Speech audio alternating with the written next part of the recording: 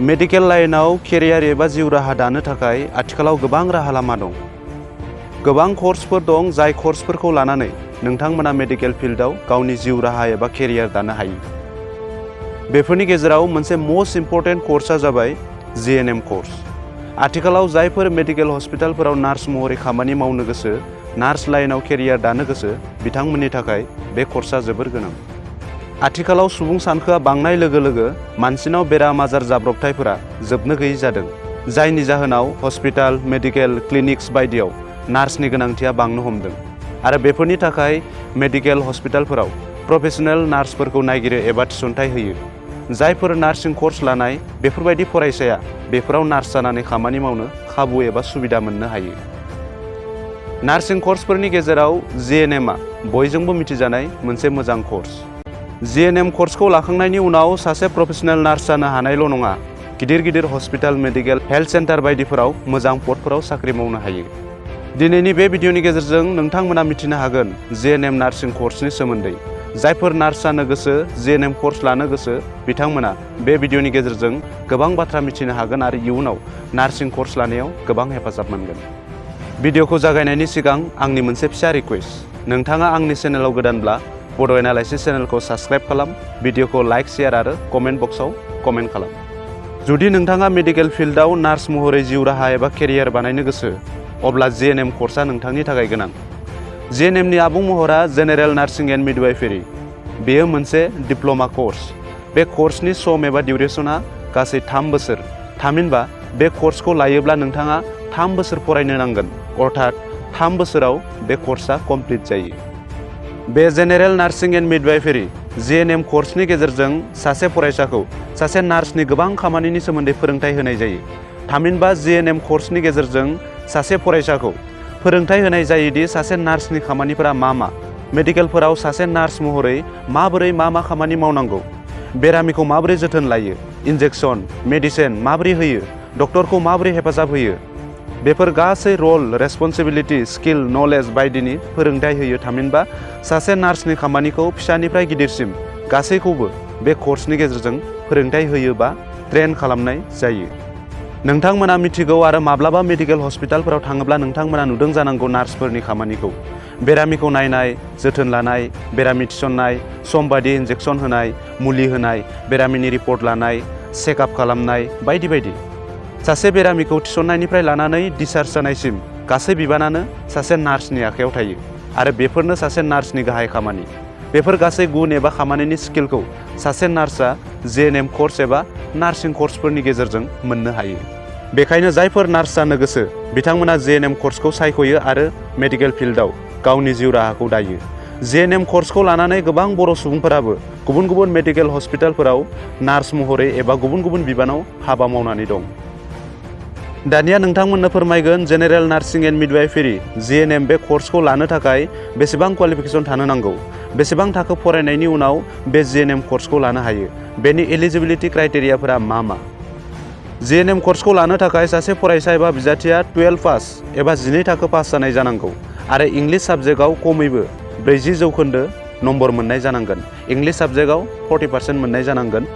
जायखिजाया गनायजानाय एबा रिकगनाइज बर्ड, स्कुल, कलेज, इउनिभार्सिटिनिफ्राय 12 थाखो पास जानो नांगोन। साइन्स, आर्ट्स, कमार्स जायखिजाया स्ट्रिमनि फरायसाफोरा बे कर्सखौ लानो हायो। गोबां फरायसाफोरनि गोसोआव बे मोनसे दाउदा थायोदि आर्ट्स स्ट्रिमनि फरायसाया बे कर्सखौ लानो हागोन ना हाया, कमार्स स्ट्रिमनि फरायसाया लानो हागोन ना हाया। आथिखालाव बे जिएनएम कर्सखौ जायखिजाया स्ट्रिमाव फरायनाय फरायसायानो लानो हायो। आर्ट्स, कमार्स, साइन्स बायदि बायदि फरायनाय गोबां फरायसाफोरानो आथिखालाव गुबुन गुबुन फसंथानफोराव जिएनएम कर्स लानायखौ नुनो मोन्दों। बेफोरखौ नायोब्ला जों बुंनो हायोदि बे जिएनएम कर्सखौ गासैबो स्ट्रिमनि फरायसाया लानो हायो, बेवहाय जेबो गोनो गोथो जानांगौ गैया। थेवबो बुंनाय जायो साइन्सआव फरायनाय जायोब्ला साबसिन जायो। जायफोर फरायसाया एएनएम अक्सिलारि नार्स मिडवाइफारि कर्स लाखांनाय, जायफोर एएनएम रेजिस्टार्ड नार्स, बिथांमोनाबो बे जिएनएम कर्सखौ लानो हायो एबा बे कर्सआव एडमिसन लानो हायो। लोगोसे जिएनएम कर्सखौ लानोब्ला सासे फरायसाया एबा बिजाथिया देहायारियै आरो मेलेमारियै मोजां जानांगोन एबा फिजिकेलि मेन्टेलि फिट जानो नांगोन। बे बाथ्राखौ एडभार्टाइजमेन्ट, इन्ट्रेन्स एग्जामनि नटिसफोराव होखानाय जायो। जिएनएम कर्सआव गासैबो बैसोनि मानसिया एडमिसन लानो हाया, बेवहाय मोनसे बैसोनि सिमा होनानै दोनदों। बे कर्सखौ 17 बोसोरनिफ्राय 35 बोसोर बैसोनि मानसियासो लानो हायो। खमसिन बैसोआ मिनिमाम एजआ 17 बोसोर आरो मेक्सिमाम एजआ 35 बोसोर।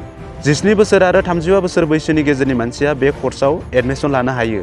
बैसोआ जुदि 17 इयार्स 17 बोसोरनि खम एबा 17 बोसोरनि उन्दै जायोब्ला GNM आव एडमिसन मोननाय नङा आरो 35 बोसोर बैसोनि बाराब्लाबो GNM कर्सआव एडमिसन मोननाय नङा। मोनसे बाथ्राखौ जोंनि गोबाङानो मिथिया दि GNM कर्सखौ हौवाफोराबो लानो हायो। बे बाथ्राखौ गोबाङानो मिथिया।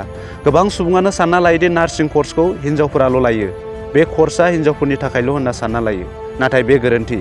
GNM बे नार्सिं कर्सखौ हौवासाफोराबो लानो हायो आरो गोबां हौवासाफोरानो GNM कर्स लानानै मेडिकेलाव नार्स महरै हाबा मावगासिनो दं एबा गुबुन गुबुन बिबानाव मेडिकेल फिल्डआव हाबा मावगासिनो दं। दानिया आं नोंथांमोननो फोरमायगोन बे GNM कर्सनि फिसआ बेसेबां एबा GNM कर्स लायोब्ला बेसेबां रां खरसा जागोन। मोनसे बाथ्राखौ नोंथांमोना मिथिगौदि मेडिकेल लाइननि जायखिजाया कर्सखौ लानायाबो गोरलै नङा आरो बेनि फिसफोराबो खम नङा। थेवबो माखासे कर्सफोरनि रुजुनायाव GNM कर्सनि बेसेना एबा फिसफोरा एसे खम। GNM कर्सखौ लानायाव बेसेबां रां खरसा जागोन बेखौ बुंनाया गोरलै नङा। कलेज इनस्टिट्यूट लाना इनस्टिट्यूट फिसफोरा गुबुन गुबुन जायो। रावनाबो गोरोबलाया। गुबुन गुबुन सर्सनिफ्राय मिथिनाय बादिब्ला आरो माखासे सुबुंफोरनि बुंनाय बादिब्ला बे कर्सखौ सरकारि एबा गभर्नमेन्ट कलेज इनस्टिट्यूटफोराव लायोब्ला 3 बोसोराव एबा कर्स कमप्लिट जानायसिम 30-40 रोजासो रां खरसा जानो हागौ आरो प्राइभेट कलेज इनस्टिट्यूटफोराव लायोब्ला कर्स कमप्लिट जानायसिम 3 बोसोराव गासै 2 निफ्राय 3 लाख रांसो खरसा जानो हागौ। थारैनो बेसेबां रां खरसा जागोन बे कलेज एबा इनस्टिट्यूटनि सायाव सोनारगोन। नों बबे कलेज इनस्टिट्यूटआव फरायो, गभर्नमेन्ट ना प्राइभेट, बेनि सायाव फिस एबा खरसाफोरा सोनारो। मोनसे बाथ्राखौ जों बयबो मिथिखागौदि गभर्नमेन्टनिख्रुइ प्राइभेटआव फिसफोरा एबा खरसाफोरा गोबां बारा जायो। दानिया नोंथांमोना मिथिनो हागोन GNM कर्सआव माबोरै एडमिसन लागोन, एडमिसन लानायनि प्रसेसफोरा माबायदि, मा एन्ट्रेन्स आनजाद होनांगौ। जोंनि हादराव गभर्नमेन्ट आरो प्राइभेट गोबां कलेज इनस्टिट्यूटफोर दङ जेराव नार्सिं कर्स लानो हायो, GNM कर्स फरायनो हायो। गोबां कलेज इनस्टिट्यूट एबा फसंथानफोराव GNM कर्सआव एडमिसन लानोब्ला गिबियाव एन्ट्रेन्स आनजाद होग्रोनांगौ। थामहिनबा एन्ट्रेन्स एग्जामनि मार्क्सनि सायाव सोनारनानै एडमिसन होयो आरो माखासे फसंथान कलेज इनस्टिट्यूटफोराव एन्ट्रेन्स एग्जाम गैयालासिनोबो OHSनि मार्क्सनि सायाव सोनारनानैबो एडमिसन होयो एबा एडमिसन लानो हायो। आसामाव GNM कर्स लानो थाखाय सासे बिजाथि बा फरायसाया गिबियाव Srimanta Sankardev university of health and साइन्सआ खुंनाय GNM एन्ट्रेन्स एग्जामखौ होनांगौ। बे एन्ट्रेन्स एग्जामखौ पास जायोब्लासो GNM कर्सनि थाखाय गुबुन गुबुन नार्सिं कलेज इनस्टिट्यूटफोराव मुं थिसननानै एबा एडमिसन लानानै GNM कर्सखौ फरायनो हायो। बे GNMनि एन्ट्रेन्स आनजादा बोसोरफ्रोमबो जुन जुलाइआव जायो। माब्लाबा बोसोराव उन सिगांबो जानो हागौ। जायफोर GNM फरायनो गोसो, GNMनि एन्ट्रेन्स एग्जाम होनो गोसो बिथांमोना समजों लोगोसे आपडेट लानो नांगोन। आसामाव गभर्नमेन्ट स्कुल, कलेज, इनस्टिट्यूटआनो जा प्राइभेटआनो जा Srimanta Sankardev university of health and साइन्सनि GNM एन्ट्रेन्स एग्जामखौ होनानै पास जाब्लासो बैफोर नार्सिं कलेज इनस्टिट्यूटफोराव GNM कर्सआव एडमिसन मोननायखौ नुनो मोन्दों। आसामाव स्टेट नार्सिं काउन्सिल आरो इन्डियान नार्सिं काउन्सिलजों गनायजानाय सरकारि नार्सिं स्कुल कलेज जेराव GNM कर्स लानो हायो। बे स्कुल कलेजआ गासै गं 24 दङ। थामहिनबा GNM कर्स लानो हानाय सरकारि नार्सिं कलेज स्कुला गासै गं 24 आरो प्राइभेटआ गासै गं 64 दं जोंनि आसामाव।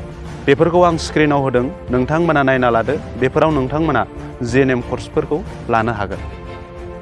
दानिया नोंथांमोना मिथिनो हागोन GNM कर्स लाखांनायनि उनाव मा मा साख्रि मोननो हायो। माबा मोनसे कर्स लानायनि सिगां जों बेखौबो मिथिना लानाया गोनांदि बे कर्सखौ लानानै जों मा मा खामानि मावनो हागोन, मा साख्रि मोननो हागोन, बेनि केरियार स्कपआ मा। लोगोफोर, GNM कर्स लाखांनायनि उनाव सासे फरायसाया एबा सुबुङा गभर्नमेन्ट प्राइभेट बायदि मेडिकेल हस्पिटालफोराव स्टाफ नार्स महरै साख्रि एबा खामानि मोननो हायो। बेफोरनि अनगायैबो GNM कर्स लानाय फरायसाया community health officer, nursing supervisor, public health nurse, sub centre nurse, primary health centre nurse बायदि बायदि साख्रि मोननो हायो आरो सासे GNM कर्स लाखांनाय फरायसाया बे लाइनाव गोजौ सोलोंथाइ लानो हायो। BSc नार्सिं, MSc नार्सिं बायदि गोजौ सोलोंथाइ लाहैनो हायो। जेब्ला साख्रि एबा खामानिनि बाथ्रा फैयो अब्ला सेलारिनिबो बाथ्रा फैयो। गोबाङानो मिथिनो लुगैयो सासे नार्सआ बेसेबां सेलारि एबा दरमाहा मोनो, सासे GNM नार्सआ बेसेबां दरमाहा मोनो। सासे नार्सआ बेसेबां दरमाहा मोनो बेखौ रोखायै बुंनाया गोरलै नङा।